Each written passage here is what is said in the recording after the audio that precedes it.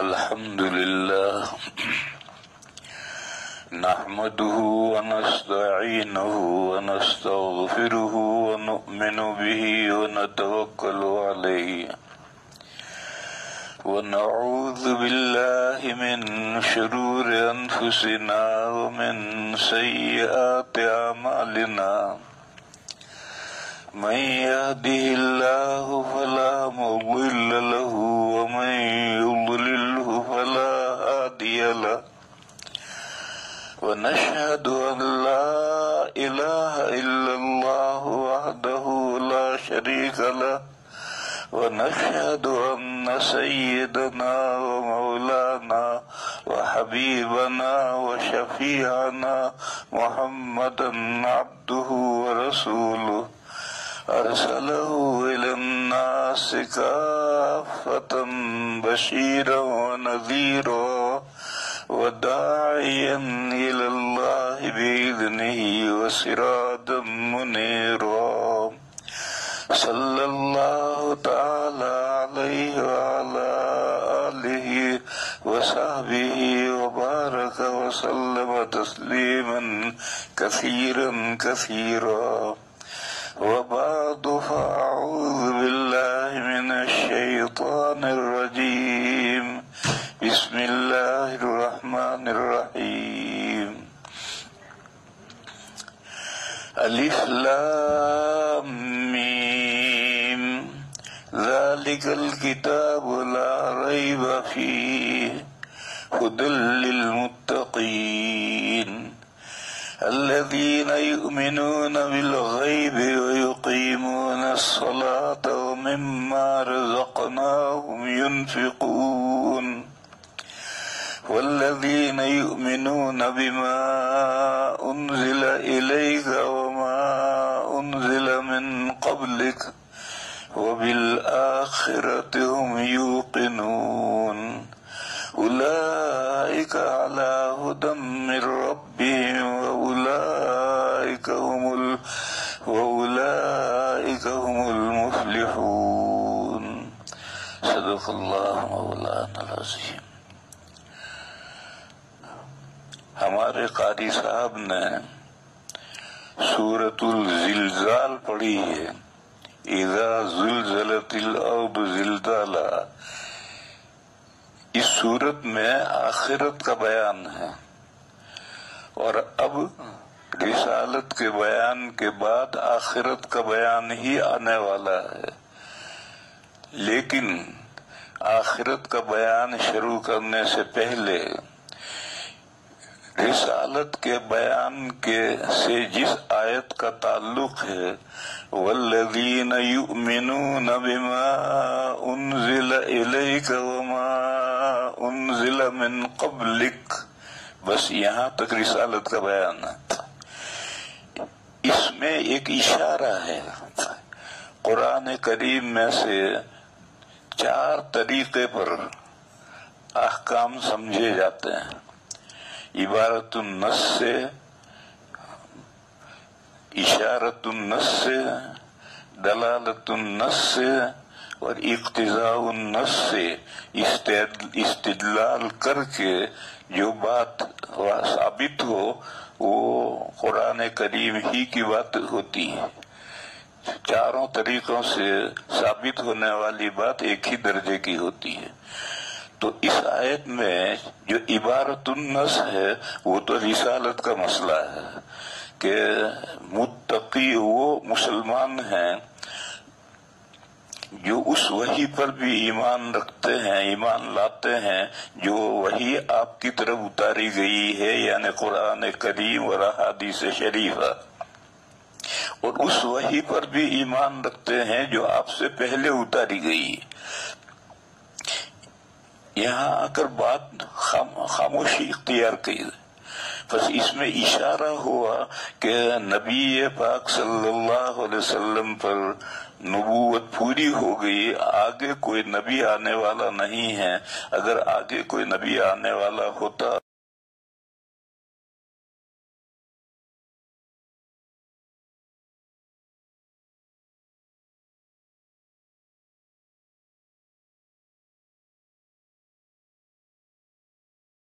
تو جیسے ماضی کے، اس لیے علماء کرام نے اس آیت کو ختم نبوت کی صریح دلیل قرار دیا ہے۔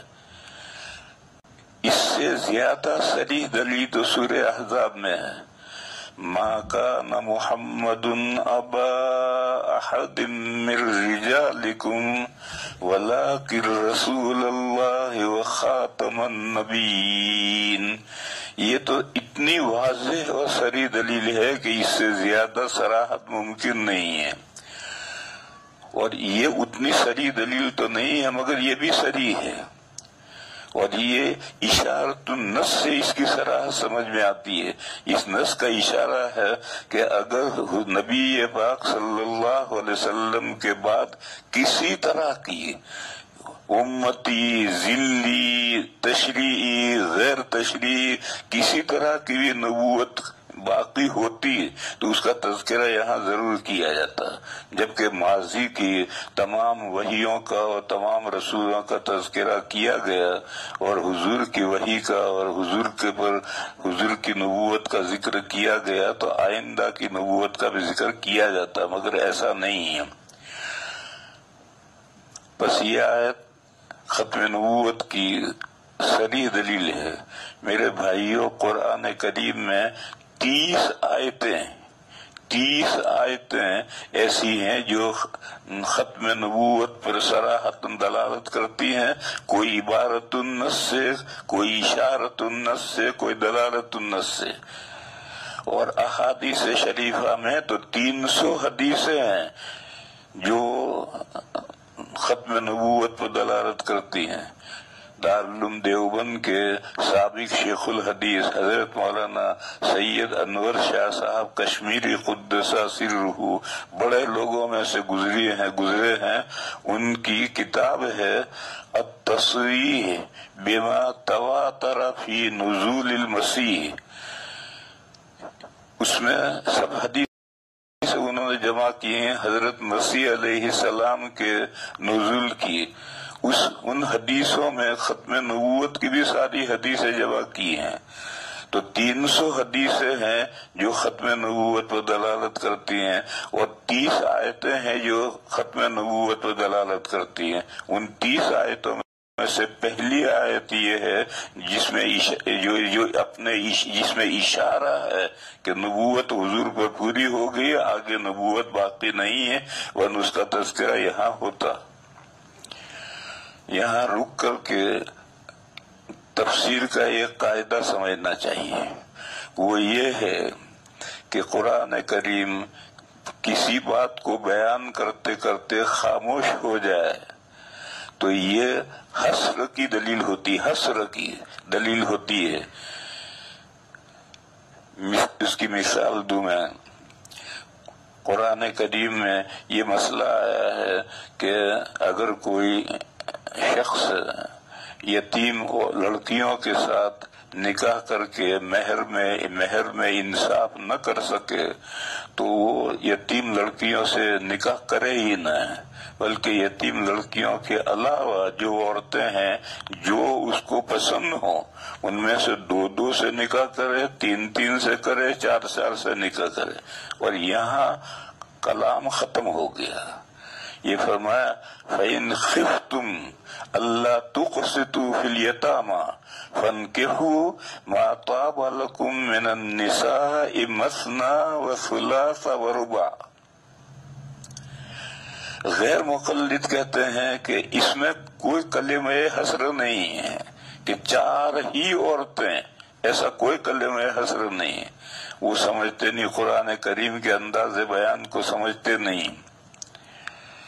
قرآن کریم معرض بیان ہے، قرآن جواز بیان کر رہا ہے کہ یتیم لڑکیوں سے اگر تم مہر میں انصاف نہ کر سکو تو نکاح مت کرو۔ یتیم لڑکیوں کے علاوہ جو تمہیں عورتیں پسند ہو ان میں سے نکاح کرو، چاہے 2 سے کرو، چاہے 3 سے، چاہے 4 سے۔ اگر اس سے زائد جائز ہوتی تو اس کا تذکرہ ہوتا یہاں، مگر اس کا تذکرہ نہ کرنا، معرض بیان میں بیان کرتے کرتے خاموش ہو جانا، یہ حسر کی دلیل ہے۔ جیسے میں طالب علموں میں مثال دیا کرتا ہوں کہ کوئی چیز لڈو تقسیم ہونے کے لیے آئے تو ہم نے ترجمان سے کہا آپ اس میں سے لے لیں، 1 لے لیں، 2 لے لیں، 3 لے لیں، بس ہم خاموش ہو گئے۔ تو وہ 3 ہی لے سکتا ہے، 4 نہیں لے گا۔ کیوں؟ اجازت دیتے دیتے جب 3 پر اجازت دینے والا رک گیا تو معلوم ہوا کہ اتنی ہی اجازت ہے۔ پھر یہ جو حسر ہے یہ حسر صراحتن نہیں ہے بلکہ یہ حسر کا فلیور ہے۔ جیسے فروٹی ہے، اس فروٹی میں آم کا رس نہیں ہوتا ہے، آم کا فلیور ہوتا ہے، پینے میں ایسا محسوس ہوتا ہے جیسا آم کا جوس پی رہے ہیں، آپ کا رس پی رہے ہیں، حالانکہ آم کا رس کچھ نہیں، اس میں پھل کا فلیور ہے۔ تو ایسی جگہ پر یہ حسرت نہیں، یہ حسرت کا فلیور ہے۔ اور وہ حسرت کا جو فلیور ہے اس کو سمجھائے گا کون؟ اس کو سمجھائیں گے اللہ کے رسول۔ ہم مجتہدین شاید اس کو نہ سمجھ سکیں، اللہ کے رسول اسے سمجھاتے ہیں۔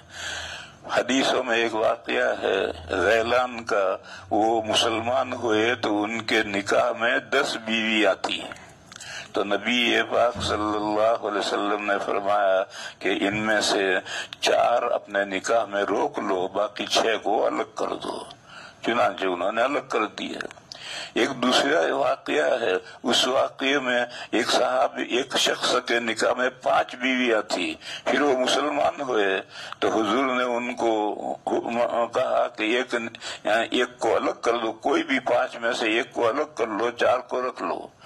یہ جو نبی پاک صلی اللہ علیہ وسلم نے 2 صحابہ کو حکم دیا ہے وہ اسی آیت کے پیش نظر ہے۔ اس آیت کریمہ میں حسر ہے کہ 4 ہی بیویاں ہو سکتی ہیں، چنانچہ امت کا اجماع ہے کہ ایک شخص مسلمان کے نکاح میں بیک وقت 4 ہی بیویاں ہو سکتی ہیں، 4 بیوی 5ویں بیوی نہیں ہو سکتی۔ اگر 5ویں سے نکاح کرے گا تو 5ویں کا نکاح باطل ہوگا، منعقد ہی نہیں ہوگا، 4 ہی نکاح۔ بہرحال میں کہہ رہا تھا کہ ایسا جو حسر ہوتا ہے اس حسر کو واضح کرتے ہیں اللہ کے نبی صلی اللہ علیہ وسلم، اور حدیثوں کی ضرورت اسی لیے ہے۔ اگر حدیثوں کو نہیں لیا جائے گا تو یہ جو آیت میں حسر کا فلیور ہے اس فلیور کو کون سمجھائے گا؟ یہاں ایک سوال ہے، وہ یہ ہے کہ عربی میں معدول عدد یہی ہے، مثنا، ثلاثہ اور ربع، بس یہاں تک معدول ہیں، 2 2 3 3 4 4، پھر اس کے بعد معدول ہے ہی نہیں۔ اور اگر کسی ایک قول یہ ہے کہ نہیں آگے بھی معدول ہے تو وہ ضعیف قول ہے، جو مستعمل ہیں وہ یہی اعداد ہیں۔ اور قرآن کریم اس کا جیسے وہ احسن صورت کو لیتا ہے تو الفاظ میں سے بھی جو احسن الفاظ ہوتے ہیں وہی لیتا ہے، غیر احسن الفاظ کو نہیں لیتا۔ اور اگر آگے اجازت دینی ہے تو پھر کوئی دوسری تعبیر لاتا ہے، جیسے سورہ فاطر میں ہے جاعل الملائکۃ رسلا اولی اجنحۃ مثنی وثلاث ورباع یزید فی الخلق ما یشاء۔ اللہ تعالیٰ نے فرشتوں کو پیدا کیا ہے، کسی فرشتے کے 2 ہاتھ ہیں، 2 ہاتھ ہیں، کسی فرشتے کے 3 ہاتھ ہیں، کسی فرشتے کے 4 ہاتھ ہیں، بس ربع تک تو وہ معدول لائے۔ آگے معدول جو ہے ضعیف قول کے مطابق معدول ہیں لیکن صحیح قول کے مطابق آگے معدول نہیں ہے، تو آگے یہ لایا کہ یزید فی الخلق ما یشاء، اللہ تعالیٰ بناوٹ میں جو چاہیں اضافہ کرتے ہیں، چنانچہ بہت بعض فرشتوں کے 500 ہاتھ ہیں۔ تو اس طریقے پر اگر 4 سے زائد ہے تو پھر ایسی کوئی تعبیر آتی ہے، یہاں بھی اگر 4 سے زائد بھی یا جائز ہوتی تو یہاں بھی ایسی کوئی تعبیر آتی، مگر کوئی ایسی تعبیر نہیں آئی۔ بہرحال میں کہہ رہا تھا کہ اشارت النس سے عبارت النس تو نام ہے اس غرض کا، اس مقصد کا جس مقصد کے لیے کلام چلایا گیا ہے. جیسے کہ یہ آیات چل رہی ہیں توحید، رسالت اور آخرت کے مسائل بیان کرنے کے لیے. اور اشارت النس کیا ہے؟ اشارت النس یہ ہے کہ ایک لفظ ہے، اس لفظ کا جتنا دائرہ ہو اس دائرے تک استدلال کرنا، یہ اشارت النس ہے. جیسے میں پہلے گزرا تھا کہ الذین یؤمنون بالغیب، متقی وہ لوگ ہیں جو غیب پر ایمان لاتے ہیں، بن دیکھی چیز پر ایمان لاتے ہیں، یعنی اللہ جل شانہ نوالہ پر ایمان لاتے ہیں جو غیب الغیب ہیں. لیکن لفظ غیب عام استعمال کیا ہے، اللہ ہی کے لیے خاص لفظ نہیں استعمال کیا. اللہ کے لیے غیب الغیب تو ہے لیکن صرف غیب اللہ کے لیے خاص نہیں ہے. لہذا غیب میں تمام وہ چیزیں آتی ہیں. دوسری دنیا یہ بھی غیب ہے، جنت جہنم وغیرہ سب غیب ہیں، ہم نہیں جانتے. جتنی باتیں ہیں دوسری دنیا کی ہمارے نبی پاک صلی اللہ علیہ وسلم نے احادیث شریفہ میں بتلا دی اور ہم نے جان لی، وہ اب ہمارے لیے غیب نہیں رہی. اسی طرح سے ماضی بعید تک کے واقعات، انبیاء آدم علیہ السلام تک، اس سے بھی پہلے جنات، اس سے پہلے ملائکہ، اس سے پہلے کائنات، آسمان و زمین کیسے پیدا ہوئے، یہ سب ہمارے لیے غیب ہیں. ان میں سے جتنی باتیں حضور نے ہمیں بتلا دی وہ ہم نے جان لی، وہ ہمارے لیے غیب نہیں رہی. باقی وہ جب حضور نے نہیں بتلائی وہ سب غیب ہیں ہمارے لیے. اسی طرح سے مستقبل بعید کی جتنی باتیں ہیں، قیامت سے پہلے پہ کیا کیا ہونا ہے، اس سلسلے میں جتنی موٹی موٹی باتیں نبی پاک صلی اللہ علیہ وسلم نے ہمیں بتا دی وہ ہمارے لیے غیب نہیں رہی. لیکن اس کے علاوہ بے شمار باتیں ہیں جو حضور نے بیان نہیں کی ہیں، وہ سب ہمارے لیے غیب ہیں. وہ سب پر ایمان لانا ضروری ہے، تمام غیوب پر ایمان لانا ضروری ہے. اس کائنات کی ماضی بعید کی باتیں، اس کائنات کی مستقبل بعید کی باتیں، اور دوسری دنیا، کمپلیٹلی دوسری دنیا، اس کی وہ باتیں جو حضور نے بیان نہیں کی، وہ سب غیب ہیں. تو یہ مسئلہ، یہ لفظ غیب عام استعمال کیا، اس سے یہ سب مسائل ثابت ہوئے. ورنہ ماسیق علیہ الکلام تو ہے کہ متقی مسلمان وہ ہیں جو اللہ کا یقین کرتے ہیں. یہاں رک کر ایک بات سمجھو، پھر جو نماز کا ذکر ہے اور زکوٰۃ کا ذکر ہے، یہ اشارت النس نہیں ہے، یہ تو قرآن کریم کا اسلوب ہے کہ وہ صرف ایمان پر جنت کی خوشخبری، کامیابی کی خوشخبری نہیں دیتا، ایمان کے ساتھ عمل صالح بھی چاہیے. وہ اللہ جو عادت شریفہ ہے اللہ کا جو بیان کا طریقہ ہے، اس طریقے سے نماز روزے کا تو ذکر آیا ہے. پھر اس کے بعد میں رسالت کا مسئلہ شروع ہوا، اور اس رسالت کا مسئلے میں اشارت النس سے یہ سمجھ میں آیا کہ آخری نبی پاک صلی اللہ علیہ وسلم. میں نے کہا تھا کہ اگر حضور کے بعد نبوت باقی ہوتی تو اس کا تذکرہ یہاں ہونا چاہیے تھا. جیسے سورہ آل عمران کے درمیان میں تیسرا پارہ جہاں ختم ہوتا ہے، وہاں جو رکوع شروع ہوتا ہے، اس رکوع پر ایک آیت ہے، وَإِذْ أَخَذَ اللَّهُ مِيثَاقَ النَّبِيِّينَ لَمَا آتَيْتُكُم مِّن كِتَابٍ وَحِكْمَةٍ ثُمَّ جَاءَكُمْ رَسُولٌ مُصَدِّقٌ لِّمَا مَعَكُمْ لَتُؤْمِنُنَّ بِهِ وَلَتُنذِرُنَّهُ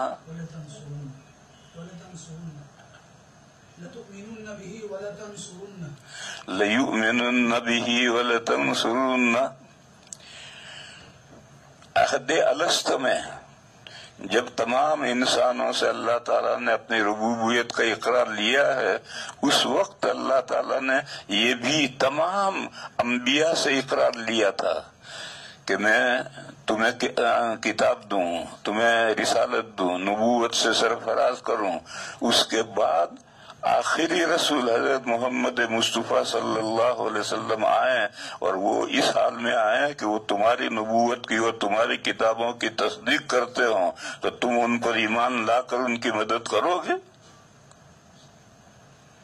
یہ تمام انبیاء سے عہد الست میں جب تمام انسانوں سے ربوبیت کا عہد لیا گیا تھا، اس وقت یہ عہد بھی لیا گیا۔ وَإِذْ أَخَذَ اللَّهُ مِيثَاقَ النَّبِيِّينَ، تمام انبیاء سے اللہ نے عہد و پیمان وچن لیا۔ وَإِذْ أَخَذَ اللَّهُ مِيثَاقَ النَّبِيِّينَ لَمَا آتَيْتُكُم مِّن كِتَابٍ وَحِكْمَةٍ ثُمَّ جَاءَكُمْ رَسُولٌ، یا رسول کی تنوین تعظیم کے لیے ہے، یعنی سب سے بڑے رسول آئے ہیں، جو آخری رسول ہوں گے وہ آئے ہیں۔ مصدقا لما معکم، وہ تمہارے پاس جو کتابیں ہیں ان کتابوں کی تصدیق کرتے ہوئے آئے ہیں۔ لتؤمنن بہ ولتنصرن، کیا تم ضرور ان پر ایمان لاؤ گے اور ان کی مدد کرو گے؟ تو تمام انبیاء نے کہا، اقرار کیا کہ ہم ان پر ایمان لائیں گے۔ اور یہاں رکو، کچھ لوگ یہ کہتے ہیں کہ گزشتہ تمام انبیاء نے یہ تمنا کی ہے امت محمدیہ میں ہونے کی۔ یہ تبلیغ والے یہ بات چلاتے ہیں کہ پچھلے تمام انبیاء نے یہ تمنا کی ہے امت محمدیہ میں شامل ہونے کی۔ اس کی کوئی دلیل نہیں ہے، یہ بے دلیل بات ہے جو چلائی ہے۔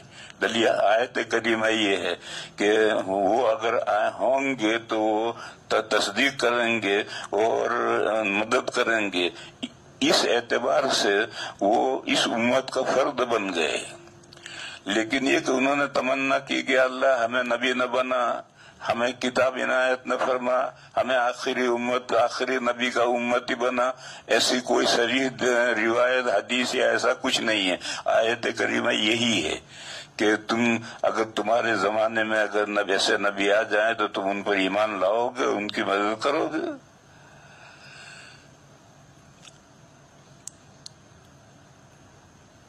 تو جب گزشتہ تمام انبیاء سے یہ عہد و پیمان ہے کہ آخری نبی تک سب پر ایمان لانا ہے، جب آخری نبی پر ایمان لانا ہے تو درمیانی نبی جو ہیں ان پر بھی ایمان لانا ہے۔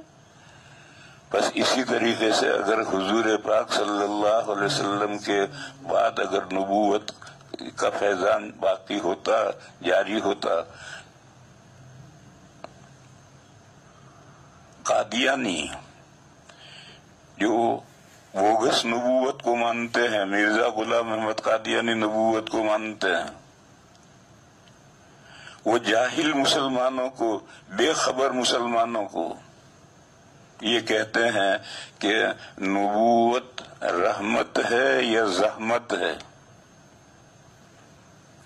کون مسلمان کہے گا کہ زحمت ہے؟ ہر مسلمان کہے گا بھی رحمت ہے۔ اور خدا نہ خاصا کوئی کہے تو پھر فوراً وہ آیت پڑھیں گے، وَمَا أَرْسَلْنَاكَ إِلَّا رَحْمَةً لِّلْعَالَمِينَ۔ تو اب تو جک مار کے یہ کہنا پڑے گا کہ نبوت رحمت ہے۔ پھر وہ کہیں گے اچھا بتاؤ اللہ کی رحمت کو جاری رہنا چاہیے یا اس پر بین لگنا چاہیے؟ اب پھنس گیا آدمی۔ اگر وہ کہے جاری رہنا چاہے تو کہیں گے ہمارے مرزا کو نبی مانو، اور اگر کہے بین لگنا چاہے تو کیسے کہے؟ تو یہاں آ کر کے وہ پھنسا دیتے ہیں۔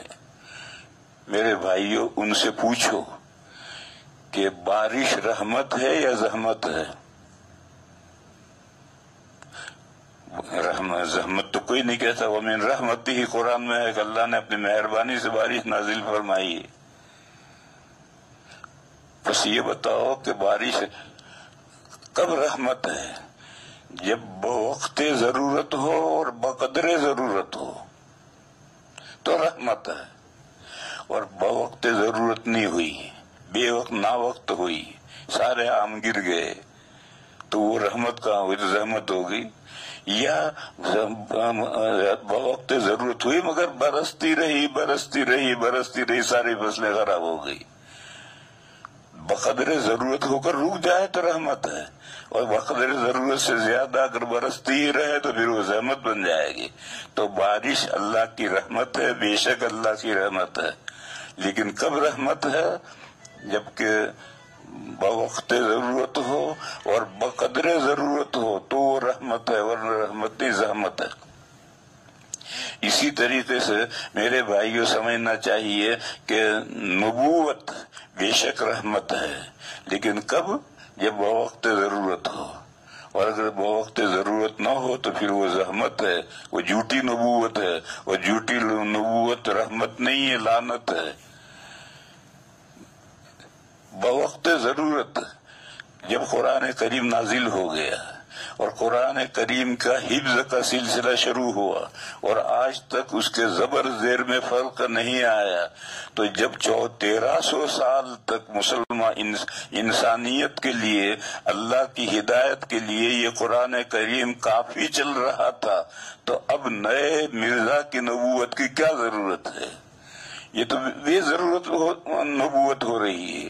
اس کی مثال ایسی سمجھو کہ ایک دیوار ہے، اس پہ شاندار پلاسٹر ہے، اس پلاسٹر کے اوپر تھوڑا سا گارا اور مار دیا تو وہ اس سے پلاسٹر خراب کرے گا، کیا کرے گا؟ اس میں کوئی اچھا تھوڑی کرے گا اسے۔ لہذا یہ ان کا دھوکہ دینا جو ہے کہ نبوت رحمت ہے، اس کو جاری رہنا چاہیے، جاری کب رہنا چاہیے؟ جب ضرورت ہو۔ جیسے اور مثال لو، ایک آدمی پتلا دبلا ہے، ماچس کی تلی جیسا، یہ بھی بیماری ہے۔ ایسا پتلا دبلا بہت زیادہ ہونا یہ بھی بیماری ہے۔ تو پھر وہ حکیموں کے پاس جاتا ہے کہ حکیم صاحب مجھے کوئی نسخہ دیجیے ذرا، میں موٹا ہوں۔ تو معلوم ہے موٹا ہونا بھی رحمت ہے اور اس کے لیے دوائیں کرتے ہیں، لیکن موٹا ہوتے ہوتے فیٹ مین ہو گیا، چلا بھی نہیں جاتا اب۔ تو اب وہ جا کر دوا لے گا کہ مجھے حکیم صاحب دوا دیجیے میں پتلا بنوں۔ تو موٹاپا کوئی اس شخص کے لیے جس میں خزال ہے، دبلا پن ہے، ماچس کی تلی جیسا ہے، اس کے لیے موٹا ہونا رحمت ہے، لیکن بھینسا ہو جانا اس کے لیے رحمت نہیں ہے، اس کے لیے عذاب ہے۔ تو میرے بھائیو اسی طریقے پر سمجھو کہ جب یہ قرآن اور یہ احادیث شریفہ امت کی رہنمائی کے لیے 1300 سال تک کافی تھی، کوئی کمی نہیں تھی، پھر اچانک مرزا قادیانی کو کیا ضرورت پیش آئی نبوت کی کہ وہ جھوٹا نبوت کا دعویٰ کرے؟ اب وہ نبوت کے اندر کیا گل کھلائے گا؟ نبوت تو 1300 سال سے اس کی ہدایت اور روشنی پوری طرح سے آ رہی ہے۔ اب تو اس کی جھوٹی نبوت جو ہے وہ تو پلاسٹر کے دیوار پر اس نے گارا ڈالا اور مسالہ ڈال کر کے اور اس کو بدنما کر دیا۔ اس لیے ان قادیانوں کا یہ بات جو ہے وہ ساری کی ساری غلط ہے۔ یہ آیت کریمہ پہلی دلیل ہے کہ نبوت نبی پاک صلی اللہ علیہ وسلم پر پوری ہو گئی، اور یہ اشارت النص سے ثابت ہے۔ جیسے بیؤمنون بالغیب میں اشارت النص سے تمام غیوب پر ایمان لانا ثابت ہے، اسی طریقے پر یہ بھی اسی طرح سے جو نکاح کی اجازت دی ہے اور 4 پر جا کر رک گئے ہیں، تو یہ 4 پر رک جانا یہ حسرت کی دلیل ہے، اور حدیث اس کی شرح ہے، حدیث اس کی وضاحت کر رہی ہیں۔ حضور نے نکاح جو 4 سے زیادہ نکاح جن کے تھے مسلمان ہونے کے بعد عورتوں کو الگ کروایا ہے۔ اسی طریقے پر یہاں بھی حسر کا فلیور ہے، حسر صراحتن نہیں، اس کی خوشبو ہے، حسرت کی خوشبو ہے کہ نبوت بس آخری نبوت حضور کی، جو لوگ ایمان لاتے ہیں اس وحی پر جو آپ کی طرف اتاری گئی اور اس وحی پر جو آپ سے پہلے اتاری گئی، وہی متقی مسلمان ہیں۔ وآخر دعوانا ان الحمدللہ رب العالمین۔